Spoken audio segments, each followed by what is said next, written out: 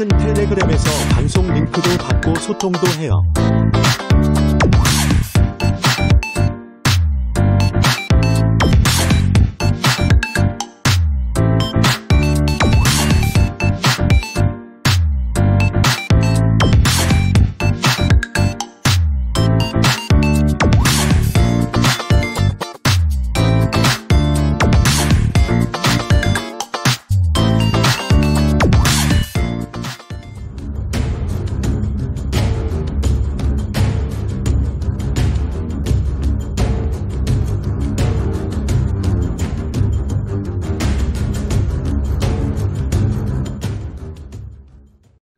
안녕하십니까, 김정민입니다.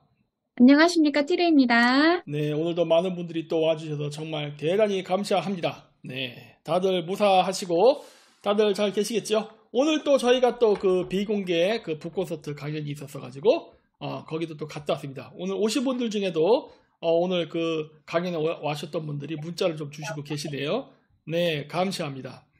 끝나고 뭐 이렇게 그 도와주셨던 분들이나 출판사 사장님들 식사도 좀 하고 해야 되는데 우리가 토요일 일요일 날 이 북콘서트를 하다 보니까 시간이 없어요.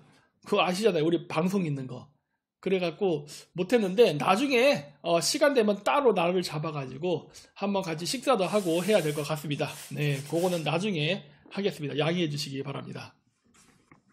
자, 그러면은 오늘의 주제는 요겁니다. 제야사학계의 불편한 진실, 누가 당군의 자손인가? 라는 주제로 제가 한다고 했었죠. 그랬고 이 이야기는 제가 예전에도 보여드렸습니다. 어저께 방송에도 보였죠. 이 시성으로 본 한일민족의 기원이라는 책이 있습니다. 성씨, 우리가 누구의 자손이라며, 누구의 자손이란 말을 하려면 뭐가 필요한 거예요? 결국 족보가 필요한 거죠. 족보. 근데 그 족보를 기준으로 봐도 우리가 당군하고 직접적으로 연결이 안 된 사람들이 한국에 상당히 많습니다. 연결된 사람들이 있어요. 없진 않아. 그러나 상당히 아닌 사람들이 많다. 우리는 누구의 자손이냐? 제가 늘 강조하지 않습니까? 우리는 소호금천씨의 자손입니다. 즉 누구다? 맨날 우리가 고대사 배울 때 맨날 중국놈 하는 사람들, 바로 황제헌원의 자손들이에요. 물론 여긴 약간 이견이 있긴 있어요. 어떤 책에서는 황제헌원의 아들이 소호금천이라고 그러고 어떤 책에서 아니라고 그러고 하는데 뭐가 됐던 간에 우리는 소호금천. 소호금천씨가 어디서 왔어요? 중앙아시아. 그리고 소호금천이 뭐라고 했습니까? 고대 투르크어로 소고 알튼, 황금 사슴부족이라고 그랬잖아요. 벌써 이름에서 벌써 뭐가 나타나죠? 중앙아시아 투르크인이라는 게 나타난 거예요. 네. 우리는 그래요. 책 제목하고 출판사요. 이거 어차피 녹화하면 보일 텐데 일단은 제가 읽어드릴게요. 제목은 시성으로 본 한일민족의 기원. 제가 쓸게요. 여기다가 시성으로 본 한일민족의 기원. 그리고 저자는 김성호. 있을지는 모르겠어요. 출판사는 푸른 숲입니다. 네. 이 책이 있는지 없는지 모르겠어요. 이거 옛날 책이에요. 한 20년 됐어요. 저희 옛날 때 산 책이에요. 그래서 했는데 이 책에서도 얘기를 합니다. 우리는 소호금천씨의 자손이다. 그러면 소호금천씨와 당군조선은 상관이 없느냐? 애매한 부분인데 없을 수도 있어요. 없다고 할 수는 없지만 아주 긴밀하지는 않았습니다. 예. 제가 이제 오늘부터 하나씩 보여드릴게요. 자, 그래서 일단 광고부터 보시죠. 띠부띠부 스티커 출시한답니다. 우리 결혼을 한 3주년 기념해서 저기 헤라랑 같이 찍은 사진을 스티커로 판매하니까 관심 있으신 분들은 네, 구매 부탁드립니다. 그리고 여기 네이버에 우리 그 네이버에 가시면 목르 굿즈라고 해서 우리 여태까지 만들었던 것들이 있습니다. 그새 어느새 이렇게 많이 만들어졌네요. 뭐 반지도 있고 목걸이도 있고 이거 휘장도 있고 그립톡도 있고 많죠. 그러니까 관심 있으신 분들은 네이버에 가셔서 하시면 됩니다. 이거 뭐 신용카드 구매가 된다 그러더라고요. 그 다음에 우리 그 강연들 지금 USB에 담아서 판매하고 있죠. 그래서 2021 키트, 2022 키트, 2021년 강의, 2022년 강의, 그 다음 블랙 샤먼 키트, 요거는 2021-22. 화이트 샤먼 키트는 제1회 북콘서트에서 했던 내용이고, 이번에 또 하나 나오겠죠? 2회 했으니까. 그럼 그 2회 한 것도 또 이렇게 이거 화이트 샤머니까 그건 뭐 블랙 샤머니 됐던 레드 샤머니 됐던 해서 이름이 붙어갖고 또 나올 겁니다. 네, 신청 방법은 여기 써 있죠. 국민은행으로. 그래서 입금하신 다음에 문자 보내시거나 아니면 티르666 카톡으로 답을 주시면 되겠습니다. 그리고 우리 정예방송도 지금 하고 있습니다. 네, 지금 1강서부터 해서 29강까지 현재 포함이 되어 있죠. 오늘 제가 북콘서트에서 얘기했던 이토 히로부미하고 안중근 이야기가 29에 있습니다. 네, 우리나라의 불편한 진실이죠. 그래서 그거에 대한 이야기도 여기다가 적나라하게 했습니다. 네, 많은 관심을 가져주시면 감사하겠습니다. 자, 그럼 이제 본격적인 내용으로 들어가죠. 여러분, 제야사학에서 항상 이야기할 때 우리가 강조하는 게 황제의 헌원과 치유의 전쟁입니다. 우리 월드컵 2002년도에 그 붉은 악마도 치유를 상징으로 썼다. 치유를 상징으로 해서 했다라는 얘기를 하면서 치유라는 걸 강조를 많이 합니다. 그러면서 항상 치유천왕과 대적했던 그 반대의 적을 이야기할 때 항상 황제 헌원이 나옵니다. 자, 그래서 여기서 이제 중요한 부분이 바로 이것 때문에 그래요. 우리가 소호금천 씨의 자손일 경우에 어떻게 되는가를 봐야 됩니다. 자, 보시죠. 자, 황전원과 치유가 싸운 전쟁이 있습니다. 보통 탕록대전이라고 합니다. 탕록대전. 자, 근데 그 고대로부터 동북아시아는 요게 크게 세 개의 민족이 중원 지역을 차지하고 있었습니다. 먼저 동북 지역의 동이족, 양자강 쪽의 묘족, 그리고 중원 지역의 화하족 해서 중국인들이 이 화하족으로부터 나왔다라고 얘기를 합니다. 그 이유는 황제 헌원의 자손이기 때문이다 라고 얘기를 하는데 여기에 약간 어폐가 있어요. 약간 페이스 꼬입니다. 왜냐? 황제 헌원은 중국인이 아니에요. 뭐 어쨌든 간에 황제 헌원이 끌었던 화하족과 치유가 끌었던 묘족, 동이족 둘 다 나오니까 어쨌든 이렇게 해서 세 민족이 양분할이 돼서 서로 패권 경쟁을 했다고 합니다.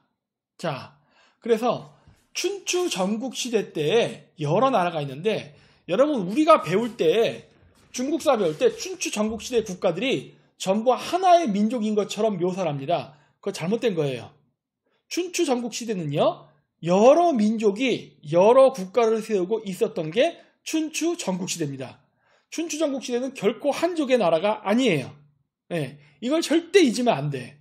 네, 근데 자꾸 왜곡을 시킵니다. 자, 화하족에 해당하는 게 저기 진시황이 세웠던 진나라입니다. 그리고 묘족에 해당하는 나라가 밑쪽에 초나라, 오나라, 월나라 뭐 이런 것들. 그 다음 저 북쪽에 뭐 연나라, 고죽국, 중산국, 제나라, 송나라 등등등의 많은 나라들이 동이족 계열입니다. 네. 이렇게 해서 각각 중원지역에 있었던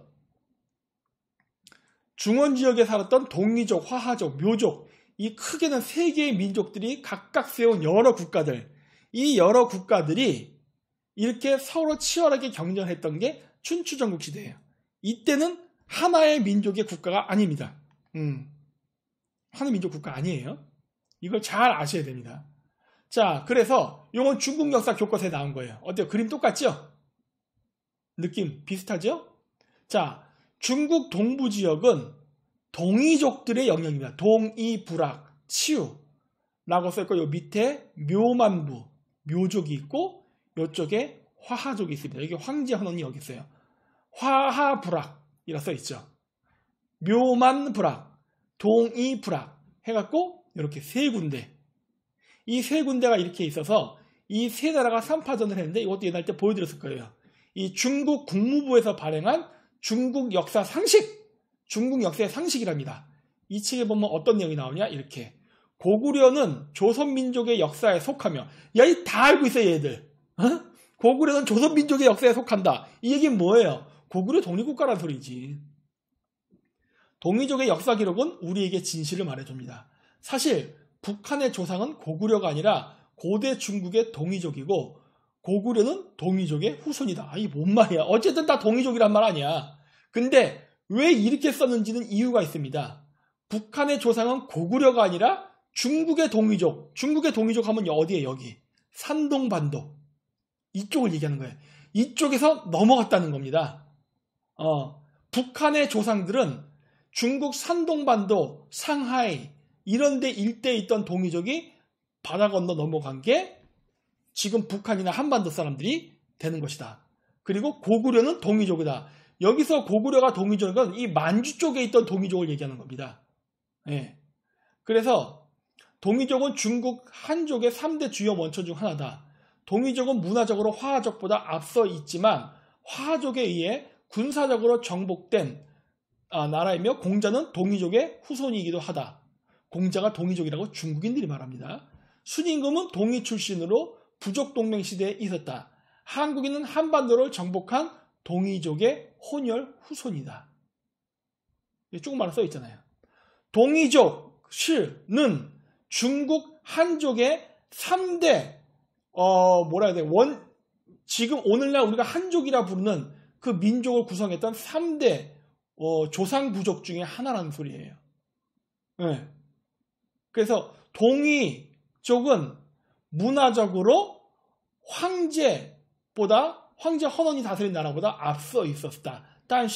그러나 군사적으로는 황제 헌원이 동이족 치우의 나라를 정복해서 이들을 압도했다. 공자 역시 동이족의 후손이다. 호샹의 후손이라 그래요. 네? 이렇게 써 있잖아요, 여기. 아이고, 그거 여기 번역한 겁니다. 여기 보면 순임금이라 써요. 순실 동이란 순임금도 동이인이다. 이렇게 써 있잖아요. 중국 역사에도 다 써 있어요. 다 써 있어. 뭐 모르는 거 아닙니다. 근데 쟤네들은 이제 얘기하는 게 뭐예요? 저거 다 중국인이다. 이렇게 얘기하는 거야. 다 중국이다. 왜? 그렇게 얘기하자면 중국 역사가 초라해지니까.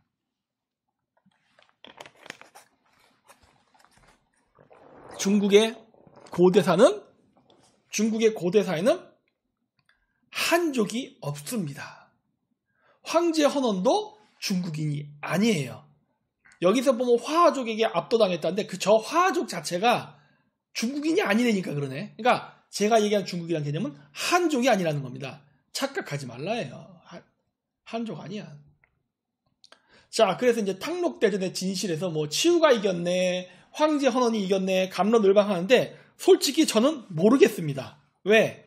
한국 쪽에서는 치우가 이겼다 그러고 중국 쪽에서는 치우가 졌다라고 주장을 해요. 근데 일단 우리나라에서는 치우를 인정 안 하잖아. 한국에서. 민간 차원에서는 얘기를 하지만 정부 차원에서는 인정하지 않잖아요. 네. 그러다 보니까 어떻게 돼요?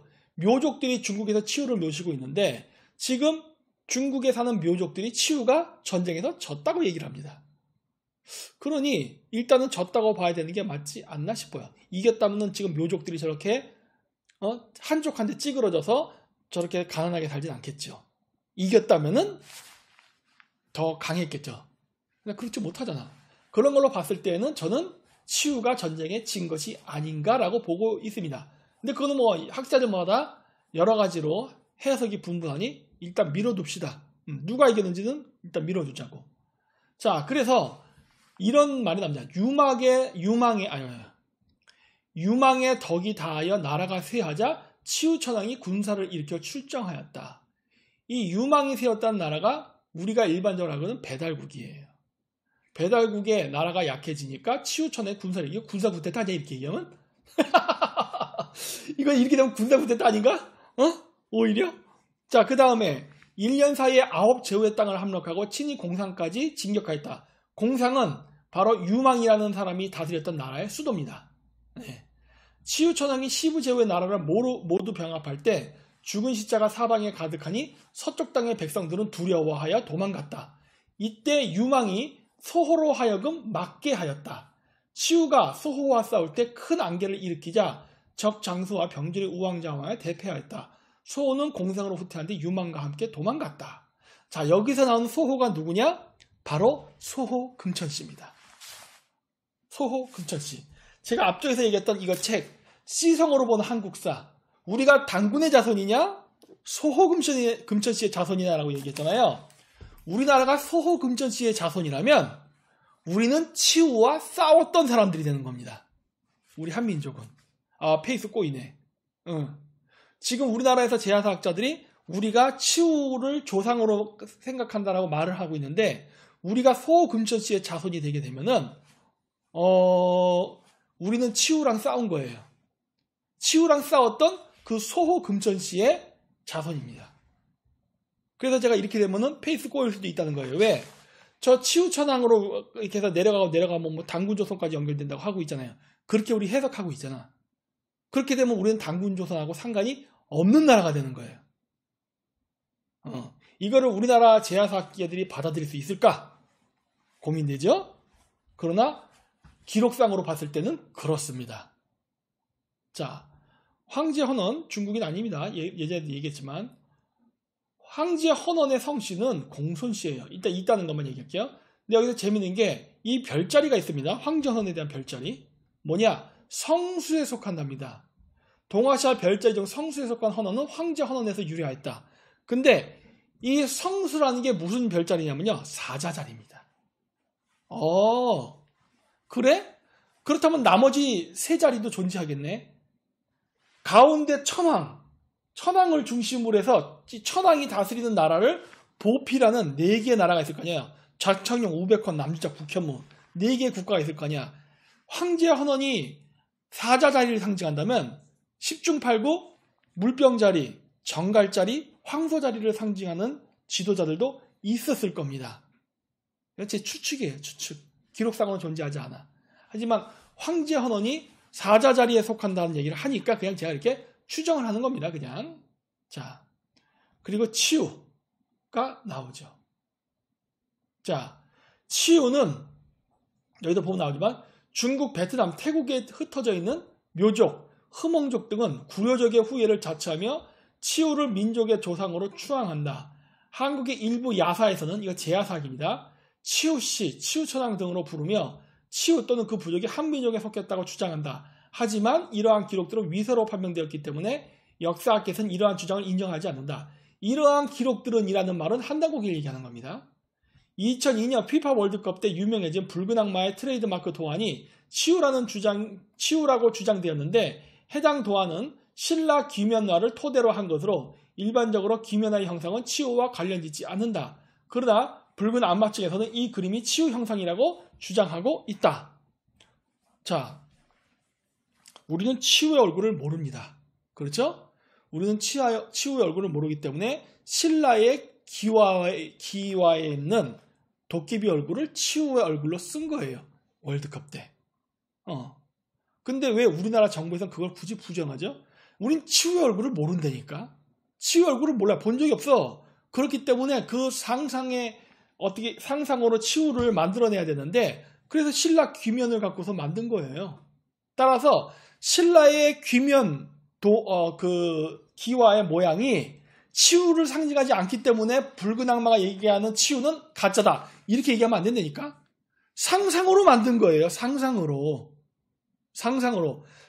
만들 때 결국 바탕이 된 게 신라의 귀면 기화입니다. 이게 문제 있어?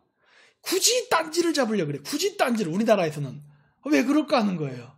굳이 왜 딴지를 잡을까? 핵심은 치우야. 핵심은 치우. 근데 우리는 치우를 얘기하는 걸 그렇게 꺼려하는 거예요. 왜 그럴까? 아무래도 신라랑 관계 있지 않을까 싶은데 우리나라의 갱상도 정권 아닙니까? 신라. 우리나라가 어떻게 만들어졌어요? 한민족의 기호는 신라잖아. 한민족의 기호는 신라인데 신라가 소호금천씨 황제헌원의 자손이라는 얘기를 합니다. 옛날 때. 그러니 그런 신라의 입장에서 치우를 이야기하는 게 과연 기분 좋은 일일까? 치우천왕이 우리나라에서 정통이 된다면 그 치우천왕을 때려잡았다는 황제헌원은 반역도당이 되는 건데 그래서 우리나라에서 이렇게 거부하는 게 아닌가라고 저는 지금 추정을 하고 있습니다. 네. 우리나라의 조상에는 황제헌원도 있고 그 다음에 치우도 있습니다. 왜? 아까도 얘기했듯이 황제헌원이 되었던 치우가 됐던 이 사람들은 중국인이 아니에요. 한족이 아니야. 다 북방계 민족입니다. 치우천왕은 오히려 몽골계에 가깝고 그 다음 황제헌원은 투르크계에 가까워요. 두 민족 간의 싸움이었어. 그건 12세기 몽골에도 있었어. 몽골족들, 몽골인들이 누구랑 싸웁니까? 투르크 애들이랑 싸웁니다. 그 투르크 애들이 바로 타타르. 이런 애들이야. 그래 왔단 말이에요. 자, 그래서 이제 사망오제 얘기가 나오는데, 자, 여기서 보면 삼국사기를 비롯한 일부 기록에서 신라 및 가야 왕족이 소호 금천씨를 선조로 기록한 것이 나타나며 고구려 왕족 역시 제국 고신씨 또는 전후 고양씨를 조상으로 기술하고 있다. 이와 같은 서술은 왕족의 혈통을 신성시하기 위해 고대의 전설적인 제왕 또는 유명한 위인들을 일부 유사성을 근거로 하여 시조로 삼는 것으로 해석되므로 사실로 보기 어렵다. 아, 왜 그래? 아니, 문헌으로 기록되어 있는 거는 좀 어느 정도 참고해야 되지 않아요? 우리나라 역사에서는요, 우리 한민족이 대륙과 연결된다는 얘기가 나오면 다 부정합니다. 아니, 삼국사기에 써있다니까. 그리고 문무왕 비문에도 써있어요. 그쵸? 근데 이걸 자꾸 거절해. 왜 거절하는 줄 아십니까? 유교의 영향입니다. 유교의 영향. 왜냐? 바로 신라 사람들이 자랑스럽게 여겼던 바로 그 흉노족들은 한나라를 괴롭혔던 나라입니다. 한나라가 그렇게 그냥 시달렸던 나라야. 그랬기 때문에 한나라 입장에서 흉노는 아주 악질적이고 나쁜 놈이라 생각한단 말이야. 조선이 그다음 고려시대가 들어서면서 중국의 유학을 받아들이잖아요. 유학을 받아들이면서 모화 사상을 갖게 되니까 어떻게 된 거예요? 바로 중국을 괴롭혔던 나라 흉노가 과거 신라시대 때에는 자랑스러운 우리의 조상이었지만 고려시대로 넘어가 보면서부터는 어떻게 되냐? 숨기고 싶은 조상이 된 거야. 그러니까 고대 기록에는 분명히 써있어. 삼국사기에만 써있는 게 아니란 말이에요. 비문에도 써있잖아. 그런데 오늘날 후세에 와서는 우리 후세들이 그걸 거부합니다. 아니다. 이거는 그냥 쟤네들이 우리가 잘났다는 거를 자랑하기 위해서 쓴 거다. 아니, 잘났다고 하기 위해서 쓰려고 했으면요, 차라리 주나라 황실에서 왔다 그러지 그래? 더 자랑스럽지 않아요? 왜 하필이면 오랑캐입니까? 그렇게 따진다면? 이건 자랑하려고 쓴 게 아니야. 왜? 자칫 잘못하다가는 흉이 될 수도 있어요. 그래서 그런지 몰라도 신라 문무왕 비문이 두 쪽이 나서 사라졌잖아요. 요 상판이 없어졌습니다. 밑에 건 찾았는데 그 상판은 언제 찾게 됐냐면 나중에 빨래터에서 찾아요. 빨래터에서 아줌마들이 빨래할 때 이거 씻는 용도로 썼습니다. 왜? 그러면 그거 누가 부었을까요? 일제가 들어와서 박살낸 건가요? 아닙니다. 우리가 조선시대 때 유교 국가가 되면서 우리 스스로 우리 조상의 뿌리를 찢어버린 거예요. 연결을 끊어버린 겁니다. 왜? 더 이상 우리는 신라가 아니다. 우리는 고려다. 우리 고려는 고려 때부터는 이제 중국의 문화를 받아들이고 이렇게 한다 하면서 없애버린 거라고. 그렇기 때문에 이거는 자랑을 하기 위해서 자신의 혈통을 신성시하기 위해서 했다라고 보기에는 어폐가 있죠. 왜? 저 당시에 조선시대 이 고려시대만 오더라도 벌써 이미 북방 사람은 오랑캐 취급하기 시작할 때예요. 삼국시대 같이 우리가 동족이라고 생각하는 시대가 아니란 말이야.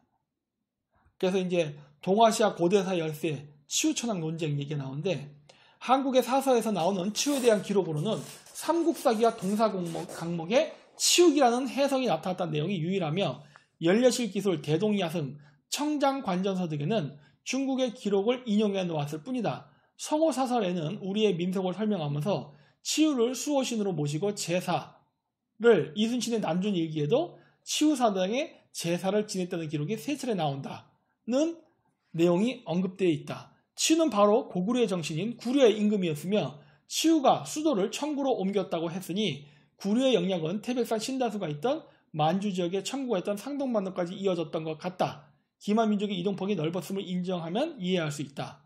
오늘날 중국의 역사학자들은 상고시대 동북아시아에는 화하족, 동이족, 묘만족 등 세 개의 부족 집단이 있었다라고 한다라고 해서 자, 치우는 바로 고구려의 정신인 구려의 임금이었다라고 돼 있잖아요. 그쵸? 근데 우리나라에서는 요거였나? 이거를 인정하지 않습니다. 이러한 기록들은 위서로 판명되었기 때문에 역사학계에서는 인정하지 않는다. 우리나라가 치우랑 연결돼 있다. 한민족이 한국의 일부 야사에서는 치우씨, 치우천왕 등이 한민족에 속했다고 주장하지만 이건 야사이고 이걸 우리 역사학계에서는 인정하지 않는다고 하는데 문제는 뭐예요? 치우는 고구려 정신이 구려의 임금이었다예요. 그럼 어떻게 되는 거야? 우리나라 역사에서 고구려 빼야 되는 거야? 응? 논리가 그렇게 되는 거예요. 우리가 치유를 우리나라 역사에서 인정하지 않는다면은 고구려의 역사는요, 우리나라 역사에 들어오면 안 돼요. 아닌가요? 응? 그렇게 되잖아. 근데 지금 이거에 대해서 우리나라는 아무런 생각도 없다. 그러면서 고구려가 중국 역사에 들어가는 것에 대해서는 개거품을 물어요. 고구려는 우리의 역사다! 그래. 아니, 고구려가 우리의 역사면 치유도 우리의 역사예요. 아닌가? 아니라 그래. 치유를 얘기하면 그거 환빠들이 하는 개소리다. 근데 고구려도 옛날 때 치유한테 제사 지냈는데 그건 어떻게 설명할 거야? 진짜 웃기는 거죠, 우리나라. 자, 요게 제가 예전에 보여드렸던 책입니다. 하타시와 신라왕 전설이라고 해서 있는 건데, 여기에도 보면 무슨 말이 나오느냐, 일본 기온 마쓰리의 기원에 대해서 나옵니다. 여기 일본 기온 마쓰리의 기원에 대해서 나오는데, 이 기온 마쓰리가 언제 일본에 들어가냐면, 여러분 기온 마쓰리가 일본 3대 축제입니다. 일본에 3개 유명한 축제가 있어요. 지금 현재 3대 축제 중에 가장 으뜸이 교토의 기온 마쓰리예요. 이 기온 마쓰리가 언제 들어오냐면요, 우리나라 삼국시대 때 고구려에서 들어옵니다. 아리발동가 아도발동가 하는 사람이 있어요. 이 사람들이 일본으로 가서 고구려 사람이 일본에 전한 게 기온 마쓰리에 아주 깊은 관련이 있어요. 네. 근데 이 기온 마쓰리를 할 때 보면은 뭐가 있냐? 기온 신사. 일본에 가면 기온 신사가 있어요. 이 기온 신사를 만들 때, 이 사람들이 그 모시고 있는 신위, 고신타이라 그래서 이제 그 신위가 있는데, 거기에 뭐라 써 있냐면요, 우두천왕이라고 써놨습니다. 우두천왕. 소자, 머리두자, 하늘천자, 임금왕자. 우두천왕. 그 우두가 누구예요? 소머리. 이 소뿔을 머리하고 있다. 그게 치우입니다. 제가 그렇게 쓴 게 아니라 일본인들이 써놨어요. 일본인들이 일본에 사는 기온 마쓰리의 기온은 치우천왕이라고 써놨고, 일본에 사는 스모 있죠, 스모. 그 스모의 기온이 치우가 전쟁을 할 때 강력한 군사를 양성하기 위해서 훈련했던 레슬링에서 유래한 거라고 일본인들이 말합니다. 일본인들이. 일본 교도에 가면 기온진자가 있어요. 그 신사에서 지금도 그렇게 얘기하고 가르친다니까. 일본은 치우를 인정합니다. 그리고 그 치우를 모시고 있어요. 지금도 모십니다.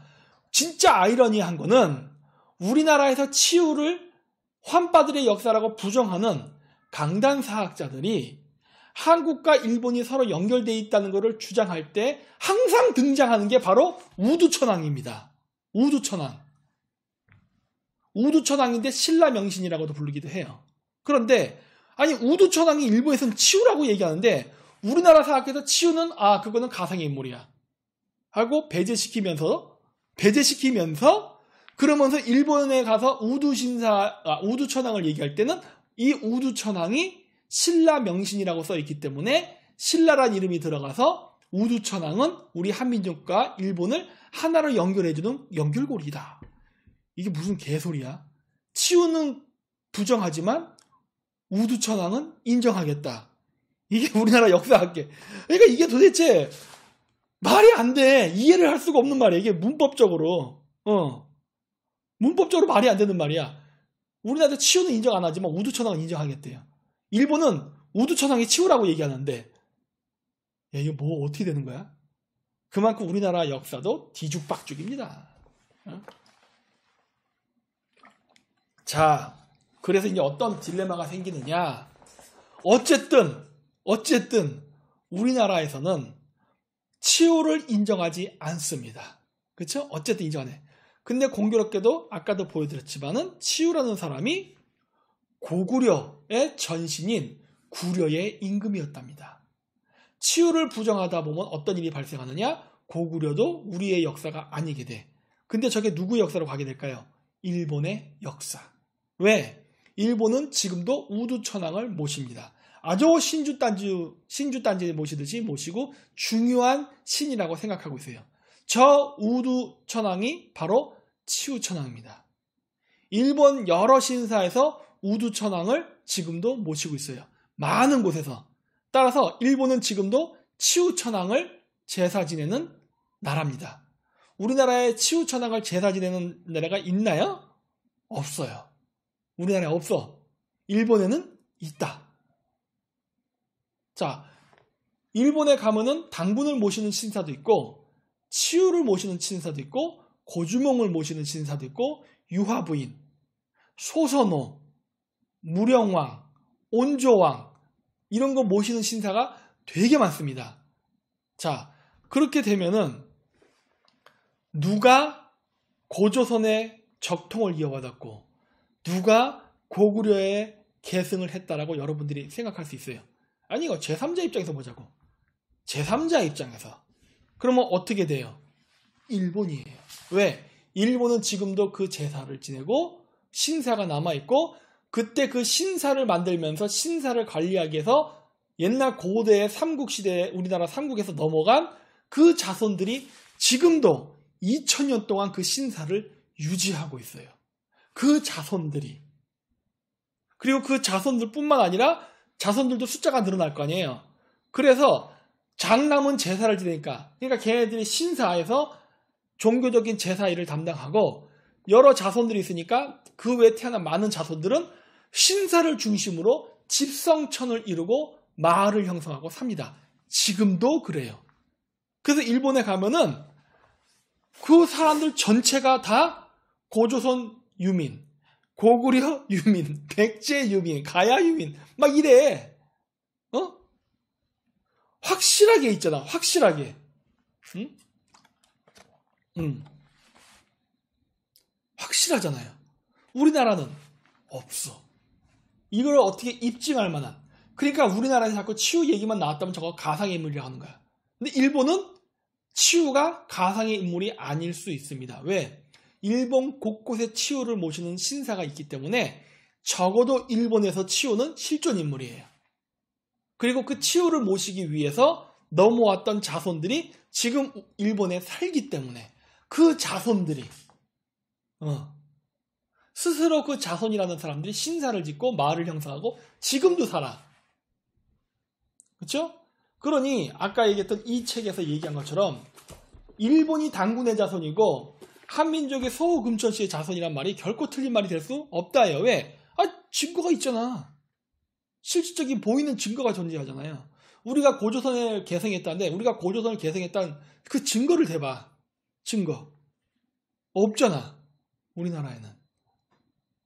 그리고 얘기했지만 한당국이 저거 뭐 조선시대 때도 있었다 어쩌다 얘기하지만 실질적으로 우리가 지금 보고 있는 저 한당고기는 누구에 의해 출판됩니까? 일본인입니다. 카지마 노부로. 물론 이유리 선생이 썼다고 해요. 하지만 출판된 거는 일본이었습니다. 네. 자, 그래서 이렇게 되는 겁니다. 우리가 아까 중국 책에 보면은 그런 게 있었죠. 고구려는 동호족에서 나왔고 북한은 중국 쪽에 있던 동이족에서 나왔다. 이런 얘기를 하는데 왜 그러냐면 동이족이 둘로 갈라져 있기 때문에 그래요. 그러다 보니까 그런 이야기를 한 겁니다. 하지만 어쨌든 다 같은 동이족이기 때문에 틀린 말가 아니에요. 어쨌든 고구려가 됐던 사만, 고구려 백제 신라가 됐던 다 동이족입니다. 다 같아요. 틀리진 않아. 여기 보면 제가 써왔지만 진나라 이전의 동이와 한나라 이후의 동이는 같은 존재가 아니면 한민족에 속해 있는 동이는 한나라 이후의 동이이기 때문에 진나라 이전의 동이에 해당하는 사망오제 등 동이부여와 한민족은 큰 관련이 없다고 보는 것이 일반적이다. 웃기고 있네. 이건 우리나라의 강단학자들이 말하는 거짓말이죠. 왜? 어떻게든 우리는 중원 대륙에 살지 않았다라고 말하고 싶으니까 저런 개소리 뻥을 하는 거죠. 자, 요 밑에 제가 써놓은 겁니다. 우리가 동이족 하죠. 그 동이족이 바로 뭡니까? 9개의 민족이에요. 그래서 우리가 구이족이라는 말을 많이 합니다. 그렇죠? 구이족. 이 구이족이라는 말이 바로 투르크어는 뭐냐? 터그즈예요. 숫자 9가 카자흐어로 터그즈입니다. 네, 터그, 즈. 여러분 민족 족자 있죠? 족. 이거 한국 사람이 발음할 땐 족입니다. 족. 일본 발음은 촉구 그래요. 근데 이게 중국말로 발음하면 주입니다. 주. 일성으로 얘기해요. 주. 그래서 동의적하면 똥이 주 이렇게 얘기한다고. 그런데 이 주, 즉 족이라는 발음을 투르크인들은 뭐라고 발음했느냐? 스라고 발음했습니다. 스. 중국 애들은 주, 투르크 애들은 스. 그러다 보니까 어떻게 돼요? 9개의 부족이라는 거를 터그즈라고 불렀는데 투르크어로. 이게 오늘날 우리가 얘기하는 만주나 이쪽에서는 퉁구스라고 발음하는 거예요. 터그즈, 퉁구스. 어때요? 발음 비슷하죠? 그리고 이 퉁구스가 있었다는 지역, 즉 만주가 동호족이 사는 땅입니다. 여기 동호족, 그쵸? 이 동호족이 일본 한자를 읽으면 뭐가 돼요? 토고족이에요. 토고, 퉁구, 터그. 같은 발음이죠. 동호족을 토고족이라 발음하면 되니까. 그래서 북방에 있던 동호족과 중원 땅에 있던 동이족은 다 퉁구스입니다. 토그즈족이에요. 같은 족이야. 같은 민족인데 이걸 지금 한국과 중국에서 분리시키려고 하는 겁니다. 한민족이 중원 땅에도 있었다는 거를 인정하고 싶지 않은 거예요. 그건 중국인들은 그런다 치고 한국인은 왜 그러는 거야? 이렇게. 구이족들이 중원 땅에 살았단 말이에요. 이 살면서 여기서 만들어진 나라가 제나라, 노나라, 송나라 이런 나라들이 다 그 동이족 계열의 이런 나라들이란 말이에요. 그래서 이거 그 프랑스 역사학자도 쓴 거잖아요. 퉁구스, 터그즈죠. 터그즈. 구이족을 투르크족은 타브가치, 아랍인들은 탐가즈, 그리고 그리스들은 토가스트라고 불렀다. 토가스트가 뭐예요? 퉁구스잖아. 르네 그루스의 유목적 셈은 토카스, 즉 퉁구스는 한족의 나라가 아닌 선비족 탁팔시의 왕국에 대한 호칭이었다. 돼 있죠. 왜? 퉁구스란 이름 자체가 고대 투르크어입니다. 선비족도 투르크 민족에 해당돼요. 투르크에서 선비를 샨비라고 합니다. 샨비. 예. 샨비족의 언어도 투르크어랑 비슷했어요. 그렇기 때문에 퉁구스라는 말을 쓰는 겁니다. 자, 그래서 우리나라에서 단군조선, 기자조선, 위만조선에 대한 이야기가 나오죠. 자, 이 기자조선이 어디서 시작되었느냐? 여기입니다. 여기. 중원 땅에 살던 조선 사람들이 한나라에서 멸망을 하자 이 사람들이 망명을 해서 어디에서, 왜 창인이라 써있죠? 이 요소지방. 요소지방에서 만든 게 기자조선이에요. 이거를 우리나라에서는 역사를 끊어내고 싶은 거야. 기자조선이 있었다는 것 자체를 한민족에는 역사 기록도 있고 심지어 고구려에서 기자에게 제사를 지냈습니다. 우리나라에서는 저 기자라는 게 고려시대 때 중국의 4대 하면서 만들어졌다고 하는데 아니야. 중국하고 거칠게 싸웠던 고구려에서 기자의 무덤, 그러니까 기자에 대한 제사를 지냈어요. 기록에 나와요. 고구려가. 그럼 고구려는 왜 기자한테 제사를 지냈을까? 이걸 생각해야 돼. 왜? 이들의 기원이 중원 땅에 있어요. 중원 땅에 있다는 게 아니라 중원 땅의 동이족과 만주족의 동이족이 같은 동족이에요. 그러다 보니까 서로 왕래가 했단 말이야. 그 중원 땅에 있던 은나라가 멸망하면서 동이족이 세운 은나라가 망하면서 은나라의 왕족 출신이었던 기자가 중원 땅에 살 수 없으니까 주나라와 고조선의 국경지대인 저 창일이라고 써있는 요소지방으로 망명한단 말이에요. 망명해서 여기다 기자조선을 여기다 세운단 말이야. 그리고 이 기자조선에서 이 창일이라는 지역이 어디예요? 바로 여기 요 글자 보이십니까? 요거 보이세요? 고죽이라 써놨죠. 고죽. 이 고죽국에서 고구려가 나왔다고 합니다. 저기에서. 그 위치가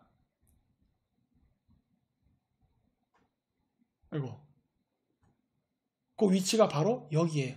대극성이라 지금 여기 써있는데 여기가 바로 고구려가 발생했던 지역입니다. 바로 고죽국. 기자가 여기다 나라를 세웠거든. 그러니까 고구려 사람들은 기자가 망명해서 세웠던 기자조선 안에 있었잖아. 그러니 고구려 사람들이 기자에게 제사를 지내는 것은 당연한 거죠. 근데 우리나라에서 기자를 중국인이라 그래갖고 우리나라 민족사학계에서 기자조선을 없었던 나라 취급하려는 것은 역사 왜곡입니다. 아니에요. 존재했어요. 기자라는 사람은 존재했습니다. 기자조선도 만들어졌어요. 왜 그러느냐?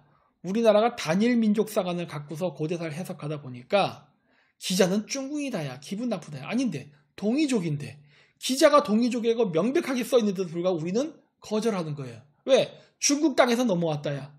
한국 사람 머리 인식에는 중국 땅에서 넘어왔으니까 걔는 중국인이다예요. 근데 여러분 제가 얘기했죠. 기자라는 이름 자체가 중국인이 아니라고. 가자르라 그랬잖아요. 가자르. 가자르를 한자로 기자라고 표기한다 그랬잖아요. 카자르 주잔을 세운 사람이에요. 기자조선. 이런 식으로 아까 여기에서 얘기했듯이 우리나라 학계에서는 중원 땅에 있던 동이족과 만주족에 있던 동이족은 완전히 별개라는 게 일반적이다라고 보기 때문에 이런 오류가 발생한 겁니다. 아니에요. 연결되어 있습니다. 자, 그래서 기자라는 이름은 바로 게세르, 가자르, 게제르 이런 이름을 뜻한다. 그리고 이런 이름이 나온 이유는 바로 이 기자조선을 세웠던 사람들이 동이족인데 동이족은 구이족 9개 민족으로 이루어졌잖아요. 9개 민족 중에 아마도 이 사람들은 투르크계인 것 같다 해요. 왜? 이 사람들의 이름이 투르크계 민족의 이름으로 보이니까. 물론 몽골에도 있습니다. 몽골에도 징기스칸 때 징기스칸 이복 동생의 그 이름이 가자르예요. 있어요. 네, 있긴 있습니다. 근데 가장 많이 쓰는 거는 투르크인입니다. 그랬고 우리나라에도 박혁거세가 거서관이잖아. 게세르한. 그러니까 신라가 결국 누구랑 관련이 있는 거예요? 중원에 존재했던 동이족들과 관련이 있는 겁니다. 중원에 있었던. 신라 천문대의 위치가 양장항으로 자꾸 나오죠? 틀린 말이 아니라는 거예요. 왜? 거기 동이족 살았잖아. 은나라가 그 위치에 있었잖아요. 은나라가 거기에 있었잖아요. 은나라가 망하면서 어떻게 된 거예요? 물론 기자는 북쪽으로 갔지만 북쪽으로 가지 않은 사람들도 있었어요. 그렇죠? 그런 사람들이 세운 나라 중에 하나가 대표적인 게 대륙 신라인 거예요. 그러니까 신라의 천문대의 위치가 자꾸 양장항에서 나타납니다. 그렇죠? 자, 그럼 이제 그런 얘기를 했으니까 그럼 황제헌이 중국인인가? 아닙니다. 자, 이게 우리 민족의 기원 누구인가? 아까 그 책이에요. 당군은 할아버지 환인과 아버지 환능으로 이어진 환씨였으며 중국 문화는 이 환씨가 한씨로 성을 바꾸었다 한다. 그런데 삼국사기에는 신라 김씨의 시조를 소금천씨라 했다. 그러면 한씨와 김씨는 동족이었을까? 한민족의 시조는 최초로 나라를 세운 당군이었을까? 아니면 여러 시족을 하나로 통일한 김씨의 시조 소호금천이었을까? 라는 의문점이 생깁니다. 왜? 여러분 신라 역사에서는 당군이 안 나옵니다. 안 나와요. 내가 지금 뭘 보여드리려고 하는 건데 어디 갔어? 당군이 안 나와요. 왜 안 나오느냐? 신라는 바로 기자의 자손이기 때문입니다. 여기 있다. 요것 때문에 그래요. 자, 보세요. 치우천왕과 소호금천씨는 싸웠다고 나옵니다. 그렇죠? 치우천왕과 소호금천씨는 싸웠대요. 둘은 적입니다. 우리나라가 단일 민족사관으로 고대사를 보러 보니까 치우도 우리 조상, 소호금천씨도 우리 조상 이렇게 얘기를 하는데 아니야. 민족이 달랐어요. 소호금천. 그렇기 때문에 신라의 삼국사기라던가 아니면은 그 다음에 그 문무왕에 있는 비문을 봐도 고조선 얘기가 안 나오는 거예요. 소호금천씨의 자손이라는 얘기가 나온단 말이에요. 왜 그럴까 하는 거예요. 이유가 신라랑 고조선은 물론 고조선 연방에도 있었지만은 별도란 말이에요. 그게 뭘까? 아까 저 지도에서 보였던 화하종. 화하족의 정체입니다. 자, 보세요. 지도 어디냐? 자, 여기입니다.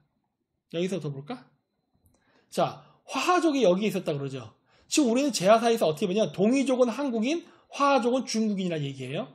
근데 황제 헌원, 소금전씨는 이 화하족 지역에 있었습니다. 자, 거기가 진시황의 진나라 지역이에요. 보이십니까? 진시황에 살던 진나라 지역이야. 여기에 있던 사람들이 바로 소호금전씨, 황제 헌원이 있었던 지역이에요. 그 나라가 나중에 춘추전국 시대 때 진나라가 됩니다. 그리고 중원을 누가 통일합니까? 진시황의 진나라가 통일해요. 화하족입니다. 자, 그쵸? 여러분 삼국사기에 보면 무슨 얘기가 또 나옵니까?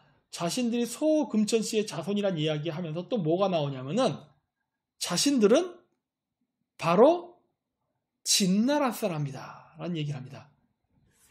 진시황의 진나라. 진시황이 중원을 통일하고 만리장성을 건축할 때 만리장성을 건축하다 힘들었던 진나라의 백성들이 탈출해서 한반도로 왔다. 그 다음 또 한 가지 뭐가 있습니까? 그 진나라를 세웠던 그 지배 세력들이 나중에 한나라와 초나라가 반란 일으켜서 덤비는 바람에 나라가 망해서 그래서 망명해 온 사람들이 바로 신라의 조상이다라고 얘기하고 있습니다. 삼국사기에 그렇게 나와요. 삼국사기에 신라는 진한으로부터 왔다. 그리고 진한은 바로 중국의 진나라로부터 온 사람들이 만든 나라다 라고 나와요. 이거 이렇게 되면 우리나라 족보가 꼬이는 거야. 그쵸? 여태까지 우리는 그 황제 헌원을 중국인으로 계속 세뇌돼서 받아왔는데 알고 보니까 소금전씨가 중국인이 아니야. 그리고 예전에 얘기했던 주하견이란 대만 교수 있죠? 그 얘기했던 거. 진시황은 여진말을 할 줄 아는 몽골족이었다. 아니야, 몽골어를 하는 여진족이었다라는 그런 책도 있잖아요. 진시황이 중국인이 아니라는 얘기를 하고 있잖아. 대만 학자도 그런 얘기 하잖아요. 대만 학자조차도. 그래서 중원을 통일했던 그 진나라가 나중에 우리나라로 와서 그 진나라 유민들이 또 삼국 통일도 또 걔네들이 합니다. 또 걔네들이에요. 역사의 아이러니죠. 네. 그래서 그 단군이라던가 이쪽이 한씨로 성을 바꿨다는데 그러니까 얘기한 거예요. 이 사람들이 얘기한 게 그럼 우리나라에 있는 청주 한씨가 김해 김씨랑 조상이 같냐예요. 다릅니다. 그 역사책에서도 봤지만 황제 헌원과 소호금전씨는 서로 달라서 싸웠어요. 왕권을 다툼했어요. 근데 물론 소호금전이 거기서 졌다고 나옵니다. 이렇단 말이에요. 그럼 우리는 어떻게 되는 거야? 단군의 자손이 아니게 돼버리는 거예요. 이렇게 되면.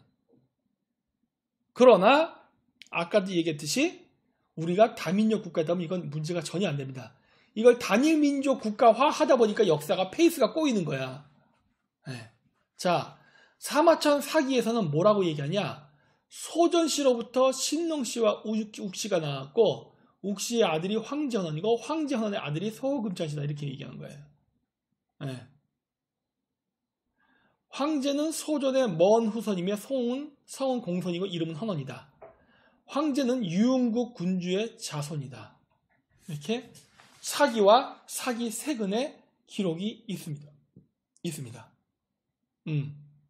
자, 이렇게 되면 이제 결국 이걸 보면서 뭘 느낄 수 있냐? 얘네들 정통성 싸움 하고 있는 겁니다. 왜냐? 소전씨가 다스렸던 나라, 이게 지금 황국 얘기 나거나 그거랑 관련 있는 나라들이란 말이야. 신농씨도 나오잖아요. 그랬는데 이 신농씨의 나라가 약해졌어. 약해지다 보니까 어떤 일이 벌어져요? 황제 헌원이 치우천왕이 군대를 일으킨다. 이렇게 되면 어떻게 보면은 치우천왕이 쿠데타 일으킨 거예요. 이 신농씨 왕조를 무너뜨리기 위해서. 무너졌어. 무너지니까 어떻게 된 거예요? 신농씨 집안이 무너지니까 그 둘째 아들 욱씨 집안의 황제 헌원이 치우천왕에 대항해 싸운 거야. 야 치우 너 이러면 안 되지. 너 왜 우리나라를 공격해? 하고 싸운 게 황제 헌원에 대한 이야기. 그렇죠? 유흥국에서 태어났대요. 왜 하필 곰나라야? 전혀 중국적이지 않잖아. 그렇죠? 그래서 얘네들 중국인 아니라는 거예요. 자, 그리고 소금철씨는 황제 헌원의 자손이 아니다라는 주장이 있습니다. 대만 학제, 서량지. 소, 씨, 비, 황제족. 소씨는 황제족이 아니다. 아닐 수 있어요. 중요한 건 뭐예요? 소가 황제 헌원의 자식이 아니라 하더라도 치우천왕하고는 친구가 될 수 없다. 왜? 역사책에 나오니까. 진실은 크게 안 변해요. 자, 카지마 노블의 한단곡입니다. 이제 전 읽어봤어요. 자, 카지마 노블의 한단곡의 첫 장에 단군영전이 나옵니다. 단군영전. 자, 화면으로 제가 보여드릴게요. 이거 녹화해서 또 나오니까 여러분들 줌으로 보시는 분들은 안 보이겠지만 네, 나중에 이제 영상을 보세요. 자, 여기 한단곡이라 써있죠? 카지마 노보로라 써있죠? 자, 넘깁니다. 이거 녹색장 이런 건 뭐 껍데기가 지나가. 한단곡 이런 제목 이것도 뭐 그냥 껍데기니까 지나가자고. 자, 단군 보이죠? 네. 카지마 노보루가 쓴 한단곡의 제일 첫 장에 나오는 게 바로 단군입니다. 그리고 그 밑에 한자가 써 있는데 잘 안 보이는데 제가 확대해서 한 겁니다. 자, 이렇게 단군 환임상 종교법인 대종교장이라고 써 있어요. 대종교. 카지마 노부루는 숨기지도 않았어요. 다 그대로 공개했어. 대종교에서 이 단군의 신상이라고 해서 있는 게 이거다. 그래서 한단곡이 제 첫 장에다가 단군을 딱 박아놓고 동북아 지도가 이렇게 떡하니 나옵니다. 동이족의 영역이 어디예요? 중국 동부서부터 만주 한반도까지잖아. 야, 여기 일본이 있어요? 일본 없죠? 일본이 없어 봐. 한단곡에서는 일본이 나오지 않습니다. 왜? 그때 당시 일본이라는 나라는 존재하지 않았어. 카지마 노보루가 번역한 한단곡이도 한국과 만주와 중국 동부에 대한 이야기입니다. 그 역사 왜곡 안 했네. 우리나라에서 역사 왜곡했다고 자꾸 난리친다. 어느 부분이 왜곡됐다고 난리치는 거냐? 그겁니다. 이 카지마 노보루의 한단곡이에 결국 어떤 내용, 이 주석, 해석을 하니까 어떤 내용이 나오냐?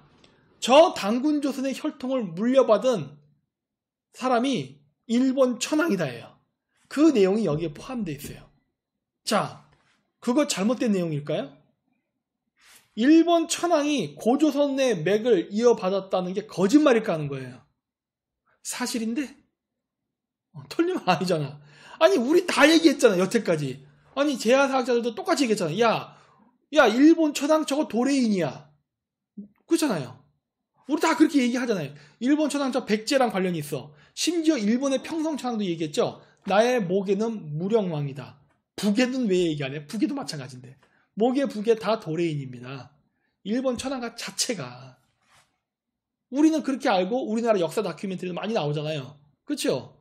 그런데 문제는 우리도 그렇다고 인정을 해놓고서 일본 천황가가 단군으로부터 그 맥을 계승받은 사람이다라고 하면 또 아니라 그래.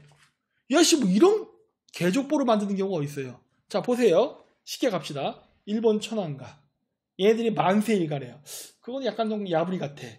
어쨌든 그러나 서로 외척끼리 서로 죽이면서 자기들끼리 천황제를 물려받았으니까 어쨌든 혈연관계는 어느 정도 있습니다. 그거 어쨌든 좋아.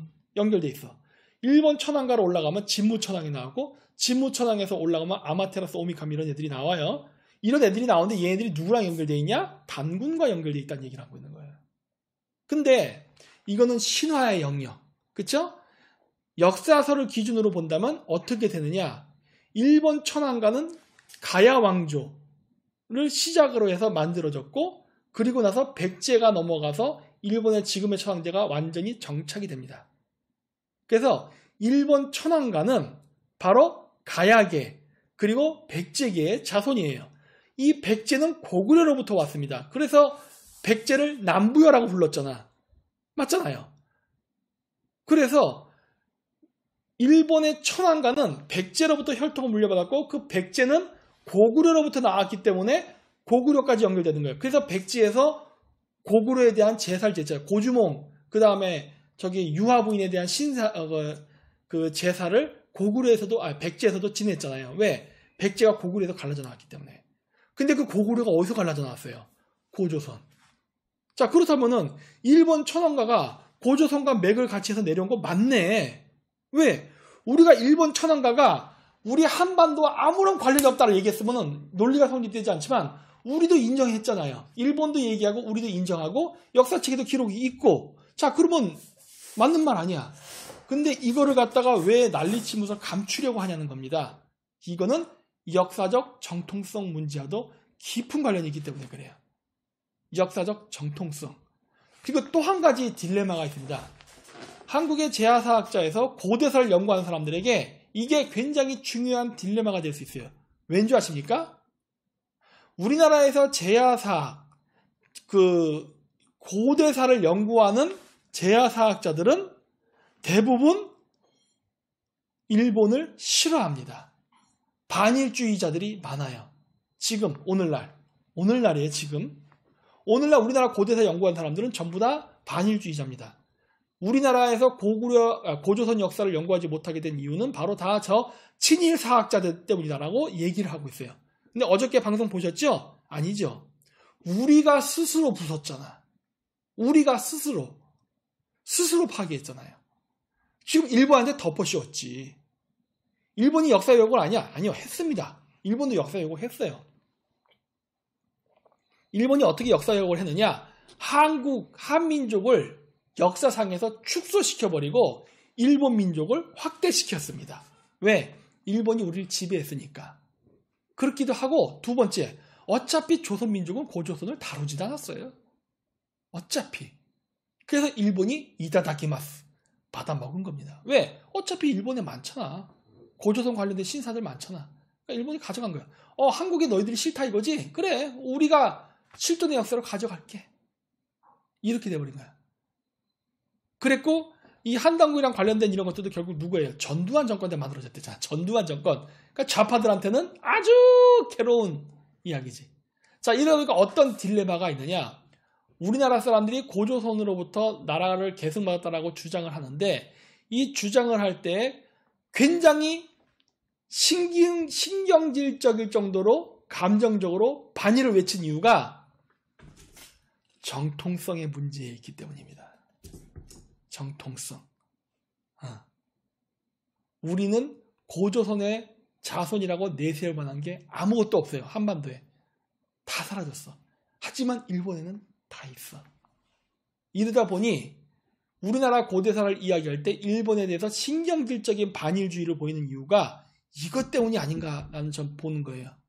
어떻게든 일본과의 관계를 끊어내야 돼. 어떻게든 일본 천황이 고조선과 연결된 고리를 발견해서도 안 되고 말해서도 안 되는 거예요. 그러면서도 일본 천황은 도레인이다라고 얘기하면서 너희는 우리가 문명을 전파해준 그러한 사람들이다 라는 식으로 해서 그냥 끝내버려야 되는 거야. 일본 천황과의 계보로 올라가면 안 되는 거야. 연구하면 안 되는 거예요. 제 말이 틀립니까? 자, 이 머리말 내용이 이런 게 나옵니다. 메이지 시대 제정 러시아는 만주에 침입하여 요동반도를 약탈하고 여순왕의 요새를 구축했다. 심지어 남하하기 위한 준비를 했다. 메이지 37년 2월 일본 정부는 이에 대항하여 대러시아 전쟁을 결성하고 러일 전쟁 얘기하는 겁니다. 바로 이란 의정서, 한일 의정서에 조인했다. 5월 육군은 한반도를 북상하여 압록강을 건너 구연성을 점령하고 요동반도에 상륙했다. 러일 전쟁은 메이지 38년 일본군의 승리로 끝났으나 그때 한국이 일본과 동맹하여 영민은 일본을 지지하고 청나라는 중립을 선언했다. 그러나 메이지 정부는 38년 9월 포츠머치에서 러시아와 강화한 이후 조약 중에 한국 보호조항에 근거하여 11월 제2차 한일협약을 체결했다. 한국의 외교권을 빼앗고 한반도 전체에 확대된 반일운동을 억압했다. 그래서 메이지 44년 바로 한국을 합병하고 조선총독부를 설치했다. 한일 양 민족 간에 융화시키기 어려운 감정이 팽배한 시기에 시작되었으나 그 시기 일본 제국의 생명성은 압록강에 있다는 사실을 오늘날 북위 38도선에 비교하면 역사의 흐름을 통감하지 않을 수 없다. 이거 누가 쓴 글 같아요? 이거 카지마 노보로입니다. 카지마 노보로 일본인이죠. 일본인. 일본인인데 여기 보면 뭐라고 해요? 이 사람이 쓴 거 그대로 그냥 제가 보는 거예요. 보면은 여기 한국의 외교권을 빼앗고 한반도에 있는 반일운동을 억압했다. 누가? 일본 정부가. 카지마 노보로가 이런 말을 써놨습니다. 머릿말에다가. 이 사람이 한단고기를 가져가서 한국인들을 욕보이느냐? 글쎄 하는 거예요. 한국을 특별히 욕한 게 없는 것 같은데? 왜냐면 일제가 국권을 강탈했다는 얘기까지 다 써놓았잖아. 또 그렇다면 러일 전쟁이 끝난 뒤 일본의 아군이었던 한국의 국토를 점령했다는 사실을 생각해보자. 이게 카지마 노보로 일본인이 쓴 글이야. 일본이 러시아의 남하에 대항해서 싸운 것은 두 번째 세계대전으로 독일과 싸웠던 미국의 입장과 비슷하지만 미국은 동맹국 영국으로부터 국토를 빼앗기지 않았다. 이 차이는 어디서 유래한 것일까? 미국인에게 있어서 영국은 모국인인 것처럼 일본인에게 있어서 한반도는 모국이었다. 인정하고 있다니까? 그러나 미국인은 이주의 역사를 자각하고 그것을 자랑스럽게 생각했으나 일본인은 그 역사를 말살하고 한반도인을 경시했다. 이 차이가 서로 다른 결과를 불러일으키지 않았는가? 물론 일본인은 한반도로부터 일본 열도에 이주했기 때문만은 아니다. 라고 말하는 사람도 있을 것이다. 실제로 이와 같은 사람에게 있어 한국 합병의 근거가 만들어져서 한국 일본의 불행한 역사는 정말로 역사의 진실을 버리기 시작했다고 나는 생각한다. 야, 이 사람이 한국인인지 일본인인지 알 수 없을 정도로 정확하게 써놨습니다. 맞아요. 저 사람도 한일 합방에 대해서 불행한 역사라는 얘기를 하잖아요. 왜? 화합을 하지 못했어. 물론 안중근이가 그렇게 했죠. 뭐 어쨌든 그랬는데, 이래서 얘네들이 일본의 뿌리가 한국에 있다는 거를 일본인이 망각하고 있다는 거는 이거 문제가 있다. 이렇게 얘기하잖아요. 우리 한반도에서 넘어온 사람 맞아. 이렇게. 자, 카지마 노보로가 쓴 저 내용이 지금 우리 한국인이 봤을 때 이상합니까? 거부할 만한 내용이 있나요? 여기 일뽕이 존재하는가는 거예요. 일뽕이. 없잖아. 일뽕 없잖아. 있는 그대로 객관적으로 얘기하고 있잖아요. 카지마 노보로가 한단고기를 해석하면서 일방적으로 한국인을 비하했느냐? 아니에요. 난 읽어봤잖아. 여기 체크까지 다 해놨잖아요. 안 그렇다니까. 아주 객관적으로 썼습니다. 아주 객관적으로. 자, 그리고 또 천황가가 한반도로부터 도래했다는 사실은 말하자면 상식으로 받아들여지고 있으나 전쟁 전에는 최대의 금기사항이었다. 맞지요? 메이지 이후 국사학자의 사명은 이 금기를 지키는 것이었다 해도 과언이 아니다. 그들의 주된 목적은 단지 하나, 천황가가 한반도로부터 이주했다는 사실을 숨기는 것이었으나 한단고기는 실로 그 진상을 명확하게 해주고 있음에도 불구하고 왜인지 노예학자들에게 있어 가장 위험한 책이었다. 이 한단고기를 포함하여 태백교도가 목숨을 걸고 지킨 역사책을 이유리 씨와 박창암 씨로부터 받은 것은 쇼와 54년 가을이었다. 이 사람들 나중에 말 바꿉니다. 카지마 노보로가 훔쳐갔다고 말했어요. 그리하여 신성한 역사책은 말살되지 않고 공개되기 위해 대만 해협을 건너 일본에 오게 되었다. 맞잖아. 카지마 노보로도 얘기하잖아요. 야, 일본 천황가가 도레인인 건 상식 아니야? 역사적으로?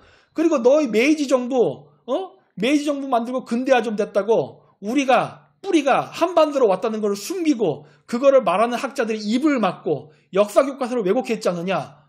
카지마 노보로가 이런 말 하잖아요. 방송 중 소리가 안 난다고요? 아니요, 날 겁니다. 안 납니까? 지금은 소리 날 거예요. 그쵸? 카지마 노보로가 잘못 말한 거 없잖아. 다 제대로 얘기했잖아요. 근데 왜 카지마 노보로의 한단고기를 그렇게 두려워할까요? 두려워하는 이유가 여기에 있는 겁니다. 이유리 씨와 박창암 씨가 줬다. 여기에 문제가 있는 거예요. 줬다. 그래서 카지마 노보루가 받았다. 왜?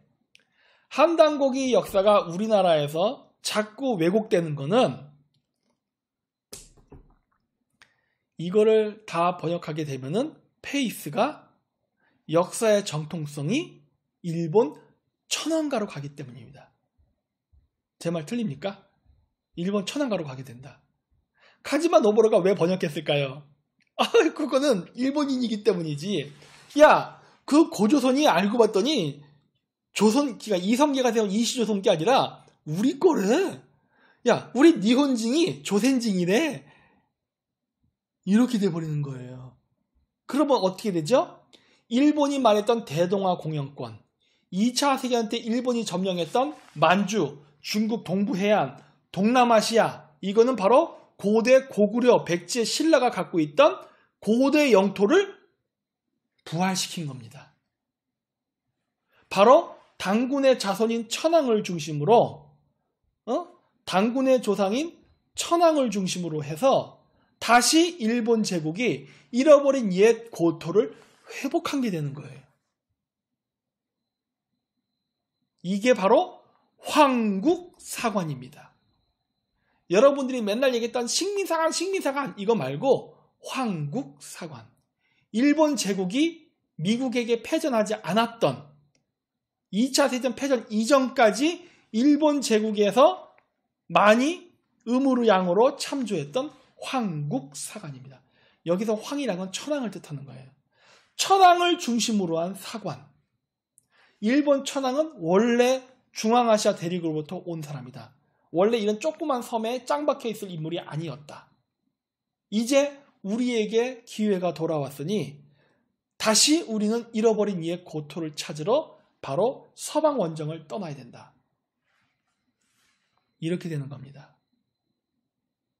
그러다 보니까 우리나라에서 한단고기에 대한 해석에 대해서 좌파들도 거부를 했던 거예요. 어제 방송에서 얘기했죠. 좌파들은 한단고기에 대해서 알레르기 반응을 보인 게 이 한단고기의 내용은 어떻게 보면은 일본 제국의 대동아 공영권의 힘을 실어줄 수 있는 역사이기 때문에 그래요.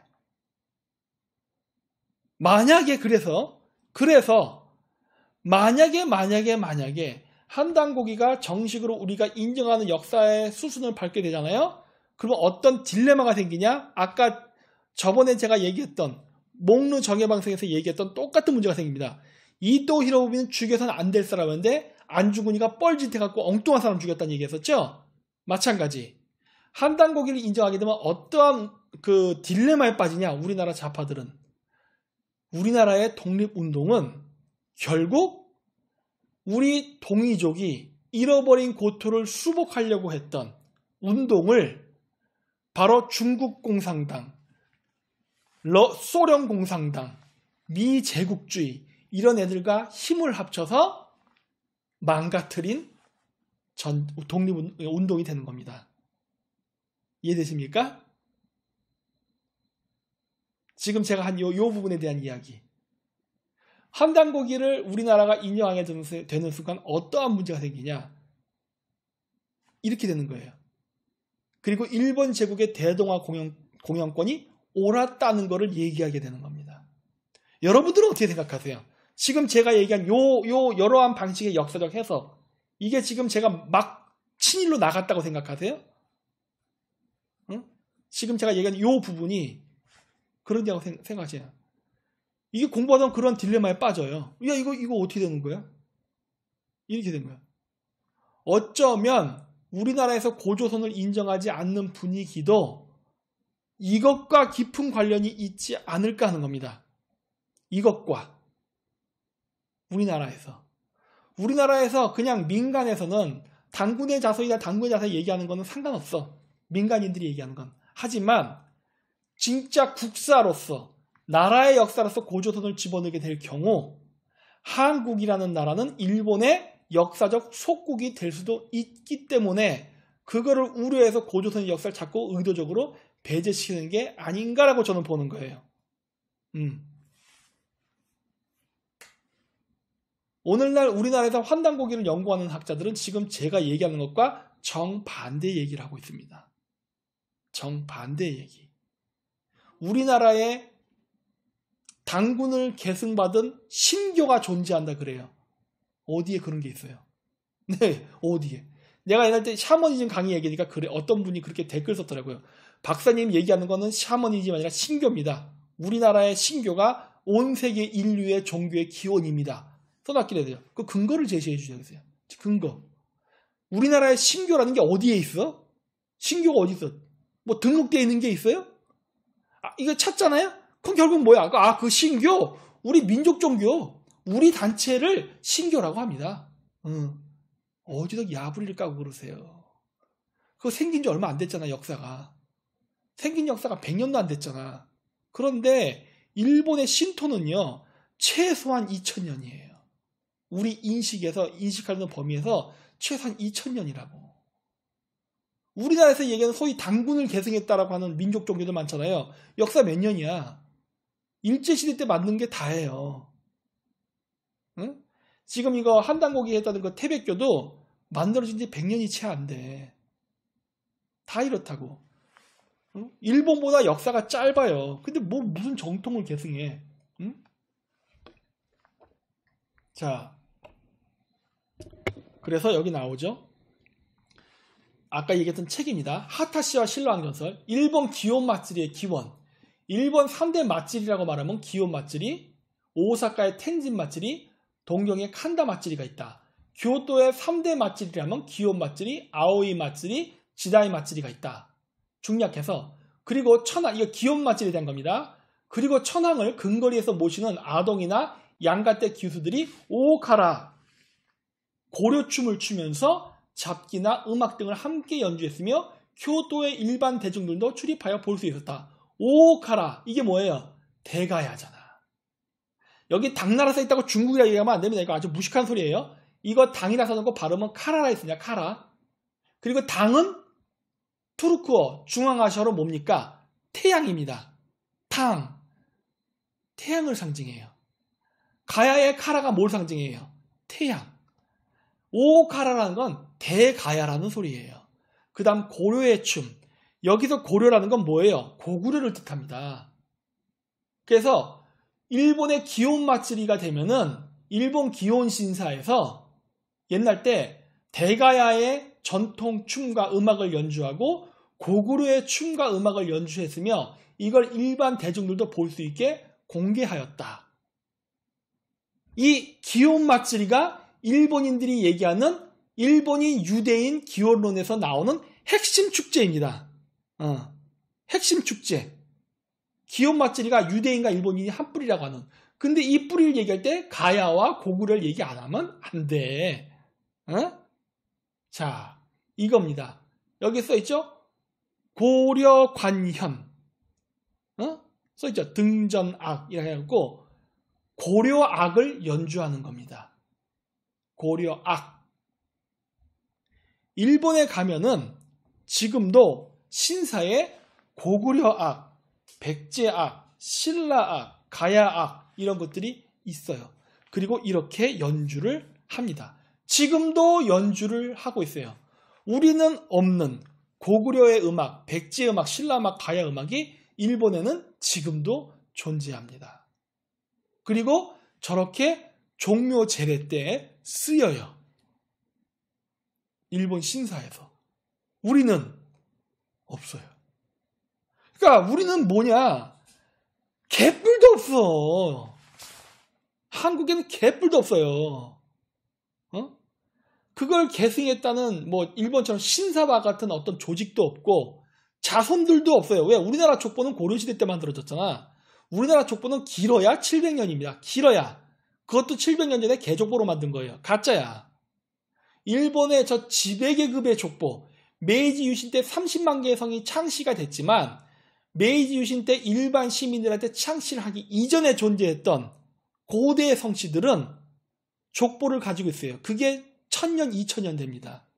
그 족보책을 지금도 일본은 가지고 물려받고 있어요. 정확하게 우리가 일본에 있는 저 가문은 고구려 쪽의 가문이다, 백제 가문이다, 신라 가문이다를 지금도 정확하게 포인트할 수 있습니다. 그래서 옛날 때 1998년이었나? 일본 옛날 지금 퇴위한 평성천왕이 자기가 백제 무령왕 쪽에 모계가 있다는 얘기했을 때 일본 신사에서 좋아했습니다.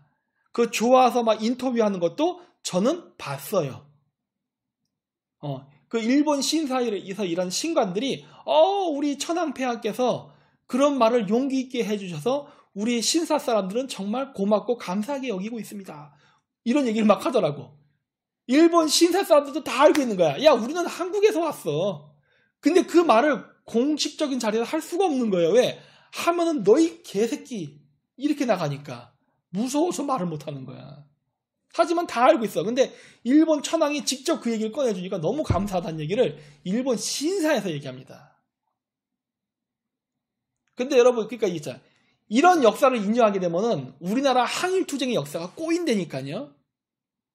우리나라 항일투쟁의 역사가 자체가 바로 뭐예요? 우리가 고토 수복하는 걸 못하게 방해한 운동이 돼버려. 그리고 신사참배 강요라고 했는데 신사참배를 반대한 거는 우리는 고조선의 자손이 아니다. 단군의 뿌리가 아니라고 부정한 게 돼버리는 거야. 어떡합니까? 복잡해지지 않나요? 우리나라에서는 일제 신사참배를 강요한 거를 거절한 걸 자랑스럽게 써놨는데 문제는 뭐다? 신사참배를 하라고 했던 그 신사의 신의가 누구냐예요. 단군입니다. 우리는 단군을 거절한 거야. 근데 그거는 사실 틀릴 게 하나도 없죠. 왜냐? 조선시대 때 수서령이라는 게 있었잖아요. 어제도 얘기했잖아. 조선시대 수서령을 내려서 고조선과 관련된 모든 역사를 불태워버렸습니다. 그 책을 소지하기 위해서 3족을 멸해버렸어요. 조선시대의 엘리트층들은 고조선을 철저히 부정했습니다. 네. 조선이라는 국호로 나라를 만들어 놓고 고조선은 철저히 부정했어요. 그 역사는 씨를 말려버렸어요. 그나마 남은 책들 지금 일본에 갔습니다. 일제시대 때 일본인들이 가져갔어요. 왜? 자기 조상의 역사니까. 우린 버렸잖아. 우린 조선시대 동안 버렸잖아요. 우린 버렸잖아. 그랬기 때문에 일제시대 때 일본 애들이 우리나라에 들어서 어떻게 돼요? 갑오경쟁을 일으킨 다음에 우리나라의 신문제를 폐지했습니다. 신문제를 폐지하면서 우리나라에서 소위 얘기하는 쌍놈들이 일본에서 엔지니어 기술을 배워서 일제시대 때 출세하고 부자가 됐어요. 그거를 바라봤던 조선시대의 양반 출시들은 아주 그냥 눈이 시려서 볼 수가 없는 거지. 저 쌍놈의 자식이. 우리 집에서 마당에다 쓸던 놈이. 지금 일제시대가 되니까, 어디 뭐 전기 기술 좀 안다고 해서, 어디서 뻐기고 다니고 재수없는 새끼들. 우리 조선의 사대부들. 이런 사람들이었단 말이야. 그러니 그런 사람들이 일제가 갖고 왔던 신사참배를 인정하겠어요? 아니 조선을 건국할 때도 인정 안 했는데 조선을 건국할 때도 단군조선 인정 안 했던 사람들이 일제가 갖고 온 단군 신사를 인정하겠냐고. 안 하지. 제 말 틀렸습니까? 일제가 갖고 온 신사참배는 이단이다. 왜? 우리는 중국 명나라로부터 계통을 이어받은 소중화. 명나라가 청나라한테 멸망한 다음에는 이제 더 이상 중원의 도가 없다. 따라서 유일하게 유교를 숭상하는 우리 조선이야말로 이제 진정한 중화다. 그래서 이게 소중화 사상을 갖고 있었잖아요. 국뽕주의죠. 이런 걸 갖고 있었던 우리나라의 사대부들이 일제한테 망해서 권력을 잃었으니 이 사람들 관점에서 고조선은 인정할 수 없는 대상이 됩니다. 역사적으로도 안 되고 종교적으로도 인정할 수 없는 거예요. 어때요? 지금 내가 이렇게 해석한 이 해석 방식 여러분 어떻게 생각하십니까? 친일파입니까? 이렇게 해석하면 친일파가 되냐고. 우리나라의 많은 지식인들이 일제시대 때 전향을 합니다. 친일파가 되죠. 소위 친일파. 왜 그랬을 것 같아요? 지금 제가 얘기한 이 딜레마 때문입니다. 이 딜레마. 우리가 일본과 한편이 돼서 미제국주의, 소련 놈들, 이런 놈들을 타파하고 말 그대로 대동아 공영권, 우리 고대 삼국의 백성들이죠.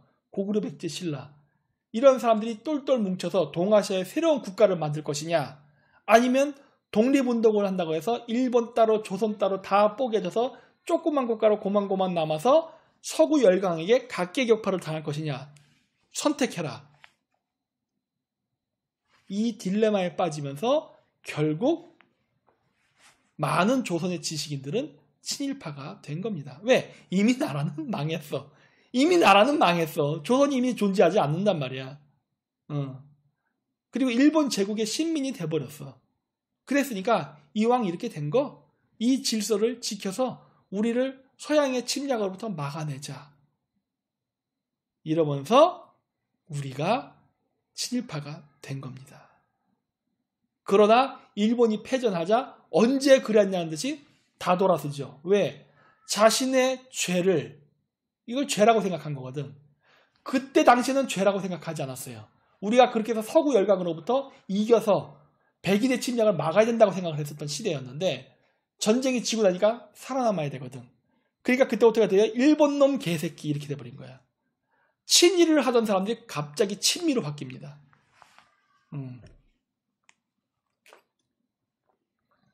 이게 우리의 역사예요. 자, 그래서 오늘 주제 이야기를 다 했습니다. 자, 누가 당군의 자손인가까지 해서 오늘 방송의 주제를 다 얘기했습니다. 아주 골치 아픈 문제인 거예요. 함당고기를 우리나라에서 왜 인정을 못하는가가 바로 이런 복잡한 문제가 있습니다. 일본이 함당고기를 들고 나면 어떻게 할 거야? 꼼짝없이 당하는 거예요. 보이시죠? 지금 내가 일본에 있는 함당고기를 가지고 내가 지금 얘기했잖아요. 하지만 오보로가 여기에 써놓은 말이 틀린 말이 없잖아. 일제가 조선을 강제로 합병했다는 얘기도 다 나오잖아요. 했다고 하잖아. 안 했다고 얘기 안 해. 그리고 이미 우리나라에서는 정통 고조선으로부터 연결되는 맥은 없어졌죠. 왜? 우리나라가 불교 국가가 되고 유교 국가가 되고 오늘날은 기독교 국가가 돼버렸기 때문에 우리나라는 아무것도 없어요. 그나마 남았다고 할 수 있는 게 무당들이라는 무속 정도야. 그 정도밖에 없어요. 그나마 그 무속도 우리나라에서는 천대시합니다. 저 무당 것들. 대통령이 여기 임금왕자 썼다고 저 무당 어쩌 난리쳐요. 그쵸? 우리나라 정치들도 그렇고 다 무당하면서 다 천대시하잖아. 근데 무슨 고조선을 얘기를 해. 우리가 무슨 고조선의 자손이야. 그나마 어느 정도 연결할 수 있는 게 그나마 그건데. 그쵸? 일본은 차곡차곡 준비하고 있습니다. 일본은 2차 세계대전 때의 실패를 다시 만회하고자 하고 있어요. 그리고 오늘 그 북콘서트에서 오신 분들도 오늘 들으셨지만 일본은 유대인에게 갚아야 될 부채가 남아있습니다. 바로 만주 문제예요. 일본이 러일 전쟁, 여기 아까 서문에 나왔지만 러일 전쟁에 패퇴하면서, 러일 전쟁에 승리는 했지만 러시아로부터 전쟁 배상금을 못 받으면서 일본 제국 자체가 부도가 나서 망하기 직전까지 몰려요. 그랬는데 우리나라 역사학자들은 뭐라고 얘기합니까? 이토 히로부미가 조선을 점령하려고 했대요. 거짓부렁을 얘기하는. 러일 전쟁으로 나라가 부도가 나게 생겼는데 조선을 어떻게 점령합니까? 전쟁은 돈이 필요한데. 그래서 이토 히로부미가 반대했던 거야. 안 돼. 우리는 절대 조선을 병합해서는 안 된다. 왜? 그랬다간 일본 제국 자체가 무너질 수 있으니까. 그래서 아무리 일본의 군국주의자들이 조선을 침략하자 해도 이토 히로부미는 반대했던 거예요. 더 이상 전쟁했다 우리나라는 망할 수 있다. 근데 그걸 누가 뒤에서 꼬드겼냐? 유대인의 국제자본들이 꼬드겼습니다. 저희 저 책도 있어요. 일본 사람들이 쓴 책이 있어요. 그래서 어떻게 돼요? 여러분, 만주사변을 일본 정부가 일으킨 게 아니에요. 만주사변은요, 관동군이 일으킨 겁니다. 일본 정부가 일으킨 게 아니에요. 관동군이에요. 관동군이 일본 정부의 허락을 받지 않고 임의로 만주를 쳐들어가 버립니다. 그 만주를 점령해버려요. 아까 했지, 일본은 돈이 없었다니까. 돈이 없었기 때문에 전쟁을 할 수가 없어요. 러일 전쟁 때문에 지쳐서. 그래서 관동군이 자꾸 조선 침략했으니까, 자 이제 조선도 먹었으니까 중국도 쳐먹읍시다 하는데 일본 정부는 반대. 야, 안 돼. 지금 조선을 자기 식민지 삼는데도 돈이, 일본 제국도 재건을 못했는데 조선까지 먹어버렸으니 이제 조선도 힘들다. 그랬는데 만주사변을 일으킵니다. 근데 아까 있죠, 전쟁은 돈이 들어간다고. 관동군에게 누가 자금을 해준 것 같아요? 유대인들. 그래서 관동군이 바로 그 자금을 기반으로 전쟁을 해버린 거예요. 일본의 수상이 뭐라고 얘기하건 아 개소리. 그리고 반대하는 수상들이 있으면 어떻게 했어요? 죽여버렸잖아. 일본 관동군들이 죽여버렸잖아요. 일본 정부의 수상을 죽여버린다니까. 대통령을 죽여버려.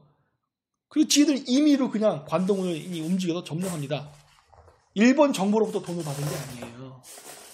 만주를 점령합니다. 그 만주 점령해서 뭐 하려고 그랬어요? 이스라엘을 건설하려고 그랬어 거기다. 그런데 일본 정부가 패전하는 바람에 이게 이루어지지 못했습니다.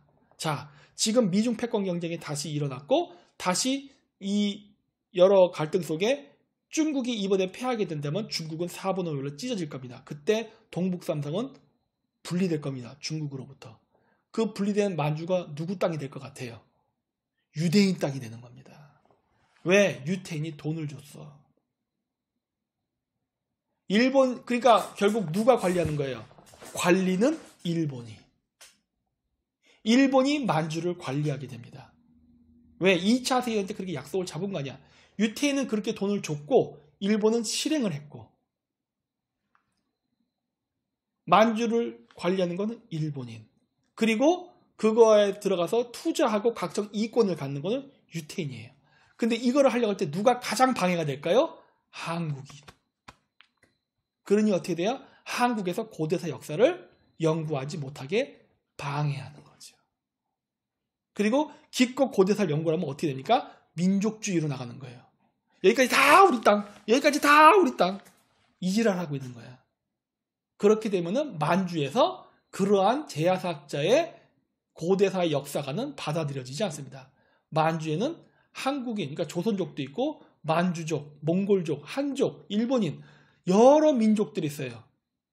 그런데 만주의 땅을 오직 한국인만의 영토라고 주장하는 그런 역사관이 통할까요? 안 통합니다. 우리나라 제약사학자에다가 극단적인 민족주의를 퍼뜨리는 이유가 뭐다? 한국인들 만주 진출하는 거 실패하라고. 다 이런 겁니다. 이걸 내가 알기 때문에 민족주의를 버리라는 얘기를 하는 거예요. 절대 그럴 리 없죠. 그래서 우리나라는 만주에 대한 지배권을 못 가질 겁니다. 미래가 보여. 우리나라 역사 연구한 사람들은 책만 보고 있잖아. 책만. 세상이 어떻게 돌아가는지 전혀 공부 안 하잖아요. 맨날 이거 명상, 홍산 문명의 명상 이것만 하고 있잖아. 명상하면 어디 뭐 세상의 이치를 깨닫게 되나요? 책을 보고 공부를 해야 세상의 이치를 깨닫지. 뉴스를 봐야 세상을 깨닫지요. 명상으로는 세상을 알 수가 없어요. 그래서 내가 이런 얘기를 하고 이러한 역사관, 이러한 새로운 전략을 갖고 우리가 접근해야 되는 얘기를 하는 겁니다. 왜? 그래야 그나마 우리가 만주에 대한 어느 정도 지분을 가져갈 수 있으니까. 현재로서는 우리가 지분을 가져갈 확률이 제로에 가까워요. 한국한테 그 기회를 안 주려고 할 겁니다. 왜? 이게 되겠어? 오족 협파. 일본에 얘기했던 오족 협파. 5개의 부족이 서로 협력해서 화합한다. 이게 되겠습니까? 한국인, 일본인, 중국인, 유대인, 만주족 이런 애들이 5개의 부족이 만주에서 협파, 서로 평화롭게 공존이 가능하겠냐고. 한국의 제야사학적 민족주의적 사관을 가지고 개판 만들어버리지. 그러니 만주를 이야기하는 한국의 고대 제야사학자들은 철저하게 배제시킬 겁니다. 차라리 역사를 모르는 사람들이 대환영이야. 무슨 말인지 아시겠죠? 지금 이렇게 움직이고 있는 겁니다. 아유 진짜 답답해. 이런 얘기를 못하게끔 계속 막는 거 아닙니까? 김정민 저 박사 이상한 얘기한다. 역사 이상한 얘기한다. 자기네들이 틀리면서. 제가 얘기했던 국제관계 이야기 결국 다 그대로 다 됐지 않습니까? 중국의 1대1로 저거 빚잔치로 끝날 것이다. 정확히 그대로 일어나잖아요. 그렇죠? 맞잖아. 나 얘기할 때는 전부 다 사입이라 그랬어요. 저 가짜 박사, 몽골에서 온 이상한 놈, 무당 박사. 결국 뭐야? 그대로 예측한 대로 다 됐잖아요. 지금 제가 얘기한 이 역사의 이 문제, 이거 이대로 안 갈 거라 생각하세요? 저는 일본 책도 다 본다니까. 다 보면서 연구하기 때문에 일본 애들이 이런 거 하는구나. 금방 알아내는 거야. 왜? 우리나라 제약사학자들 일본 책 참조 안 하잖아요. 아예 안 보잖아. 나는 본다니까. 그러니까 아는 거예요. 아, 일본이 이런 의도가 있구나. 그래서 옛날 때 제가 뉴스타운에서 해가지고 다물 프로젝트 했었는데 그 다물 프로젝트 강의에서 맨 마지막에 그 얘기를 했어요. 제가 보여드린 이 다물 프로젝트 우리가 어떻게 고토를 수복해야 되는가 이런 작전을 내 나름대로의 계획을 갖고 있는데 만약에 내가 생각한 이런 시나리오처럼 되지 않아 버리고 실패를 하게 된다면 그때는 일본이 온다. 그 얘기를 했던 거예요. 지금 오고 있죠. 그렇습니다. 자, 그래서 오늘 강의는 이것으로 마치도록 하겠습니다. 우리 티르님 오늘 뭐 얘기해줄 새로운 뉴스 있나요? 티르님? 아, 잠자는 거 봅니다. 그러면은 자, 오늘 강의 요거로 끝나도록 하겠습니다. 요거 끝나고 녹화 작업, 이거 편집 작업을 하는 동안에 티르가 여러분들 쯤에 계시면은 계속 그 채팅을 하면서 서로 소통은 할 수 있습니다. 그러니까 뭐 남아 계셔서 티르랑 같이 대화하실 분들은 그렇게 하시고 오늘 뭐 끝나신 분들은 이거 끝나고 이제 나가셔도 됩니다. 오늘 아주 수고 많이 했습니다. 오늘 북콘서트 때부터 지금까지 떠들어서 거의 6시간을 떠든 것 같아요. 아, 피곤합니다. 그래서 이제 스팀팩으로 콜라를 마시고 저도 잠을 좀 자야겠습니다. 네, 오늘 끝까지 봐주셔서 대단히 감사하고 또 일요일날 내일 목록선방 Q&A 있죠? 그때 또 뵙도록 하겠습니다. 네, 안녕히 계십시오.